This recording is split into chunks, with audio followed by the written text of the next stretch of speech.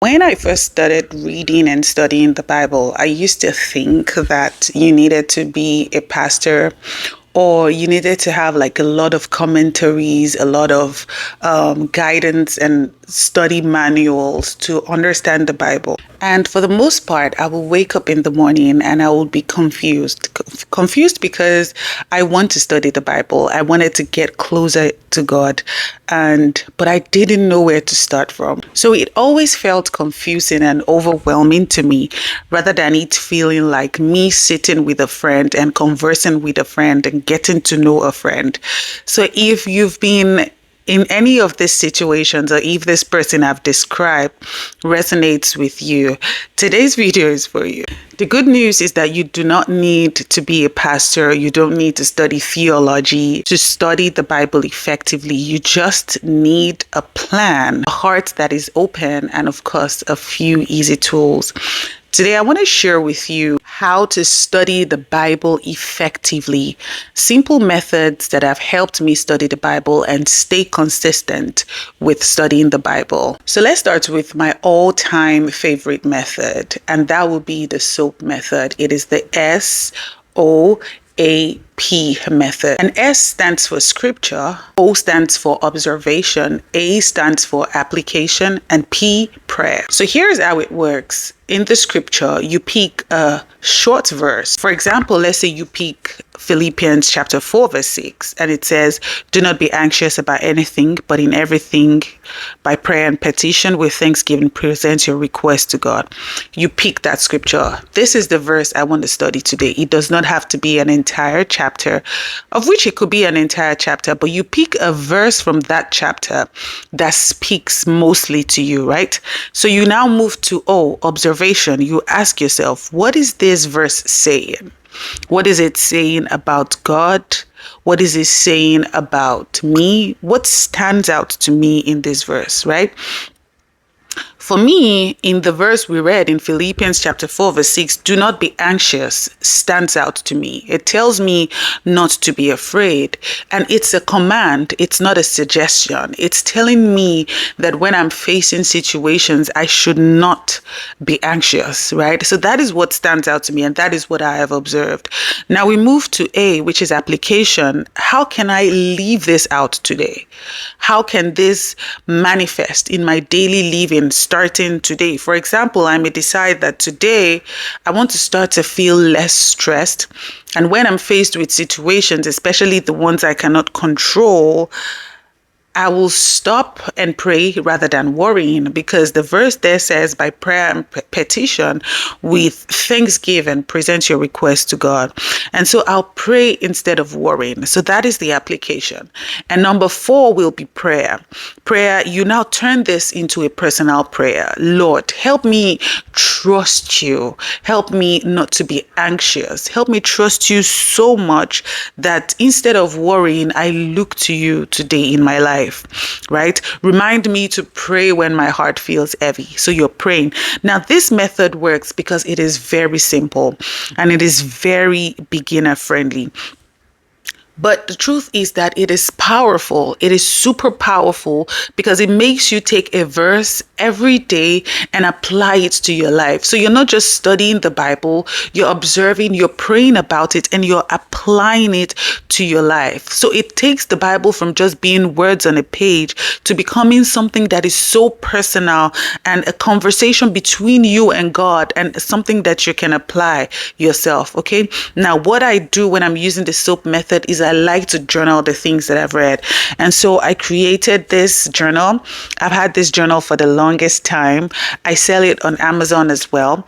It's $25. It's a 200-day guided deep Bible study and prayer journal, and it follows the SOAP method for beginners. And everyone that has used this, has told me how it immensely supercharged their Bible study method. So here you can see it's got the scripture, it's got thankful for, observation, memorize, life application, the keywords, affirmation, and prayer.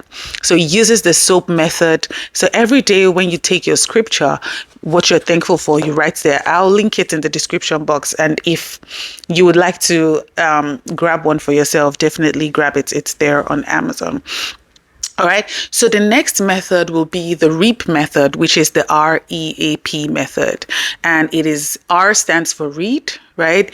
E stands for examine, right? A stands for apply, and P, of course, stands for pray. Now, this one is similar to the first method that I talked about, the SOAP method, but here's the twist. Here in this method, you read slowly. Maybe you even read out loud. When I'm using this method, I like to read out loud. So when you're reading that verse of the Bible, you're reading it out to yourself, right? Now we move to the E, which says examine. Now you examine here by asking, who is talking? Who is the person that is talking in this verse? Who wrote this verse of the Bible? Who were they talking to? Right? And you write it. So I recommend that you always have a journal when you're Bible studying. So who are they talking to? Who spoke in the first place, and who are they talking to? Now, what's happening here? What was the situation surrounding this verse? Right? So you do that. You now go ahead and apply it. You apply it by asking yourself, if I believe this verse fully, right? How would my life change? How will it change my life? Right? You ask yourself that question and you write it down. And then the final one would be to pray. You pray it back to God, just like we did in the first method. So let's take, for example, if you read Psalm 23, verse 1, right, which is a very common verse, the Lord is my shepherd, I shall not want. Examining this verse may reveal that God, as a shepherd, takes care of his sheep. So we're examining a normal shepherd, how they take care of their sheep, how he guides them, he brings them out, he takes them to the pasture to feed them and all of that. Now, how do I apply it? So I've read it out, right? I've examined it. That's okay. God is my shepherd, right? So that means that he provides everything I need, right? Now, how do I apply it? Now, if I truly believe in this verse, I will stop chasing things and trust the provision of the shepherd, because you do not see sheep go out to find food themselves. They depend solely on the shepherd. The shepherd brings them out, takes them to the pasture to graze, takes them back in, protects them from wild beasts and all of that. So I trust all of this, and I trust God's provision for me, right? Now I pray, and I'll pray and tell God that I trust him. I pray to God, God, I trust you to provide for me today. I trust you to provide my need today, right? Now, that is another method that you can definitely try. The third method I would like to share with you is the color coding method. And this is a little bit more complicated, but I also like it because I love colors. So this one is perfect for visual learners. If you're a visual learner like me and you love to see things, right? This particular method is for you. So you're going to have to get some colored pen and some highlighters like I have here. I have a lot of colored pens, highlighters, sticky notes, and all of that. And you assign a color for a meaning. For example, I've assigned yellow for God's promises. So whenever I'm studying the Bible and I see God's promises, you can put yellow over it. Blue for God's commands, or any color. Or it could be yellow. God has commanded this. Whenever I see something that is God's command, I highlight it blue. And then maybe pink for things to be thankful for. Now, you can create any theme you want. It doesn't have to be what I'm saying. For green could be my prayers or things that I want to grow in, things that I want to develop in my life. So as you read and you highlight according to all these categories, and like I said before, you can create your own category, right? As the season of your life is, you can create a category. Soon your Bible becomes a colorful map. And one of that, because I like colors, one of the reasons I have this Bible called the Rainbow Study Bible, and that Bible is super color coded, super amazing, right? So you map it, and this one helps you such that It's like creating a visual diary, right, for your spiritual journey. It's creating a visual diary for your spiritual journey, and it's super amazing. Now, the fourth one I'd like to share with you will be the 3-question method. Now, if you don't remember anything else from all the ones that I'm going to be sharing with you today, remember this simple method. This is a super simple method, and the 3-question method is after you have read your Bible passage, the verse, you ask yourself, what does this teach me about God?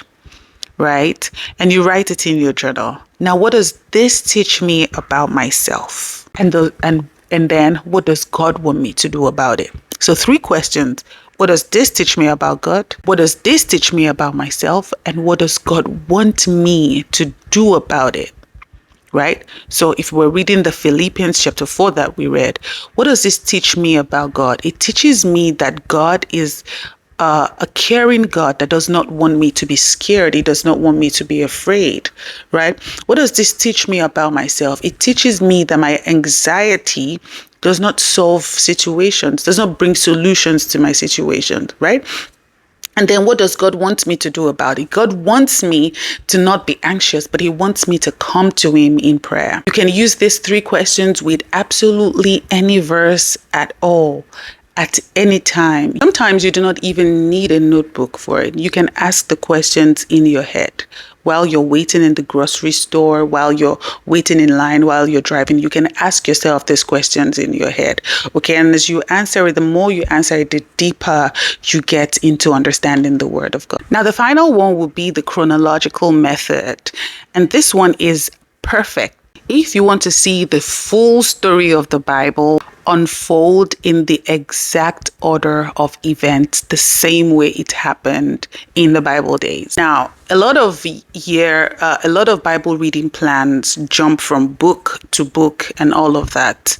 But with the chronological plan, you follow the timeline of history, the exact way it happened. So this method helps you to see the Bible not as 66 separate books, but it gives you one continuous flow, one continuous breathtaking story of God's love for humanity. And I love it.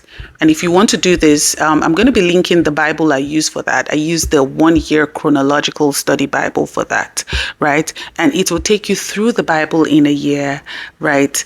Chronologically, which is super amazing. I'm going to link that as well in the description box. Now, one bonus way you can also study the Bible is using devotionals, and I love using devotionals. I use Joyce Meyer devotionals, and each time I open the devotional to the day, it always speaks to me. So when I see the verse of the day, rather than just reading the verse of the day, I read the entire chapter, and I ask myself questions even after I've read the devotional and the write-up for the day. And this is super good. It is a beautiful way for beginners as well.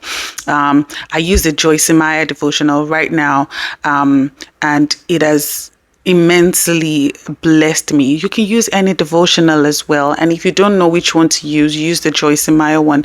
I'll link the one I'm using currently in the description box. Now, I want you to understand that studying the Bible effectively is not about how much you read. It is rather about how deeply you connect with what you read. How deeply do you connect with the things you're reading in the Bible? Even a 5-minute study can transform your day if you let it sink in and if you apply it to your life. So tomorrow morning, don't just open your Bible and rush through it. Use some of these simple methods that I've used to teach you how to study your Bible, because it's going to change and transform your relationship with God in ways that you can never even imagine. Now, if you found this video helpful, I want you to go ahead and hit that subscribe button, give it a thumbs up, and I'll see you in the next video. Have an amazing day. My name is thetobyrich. Ciao, ciao.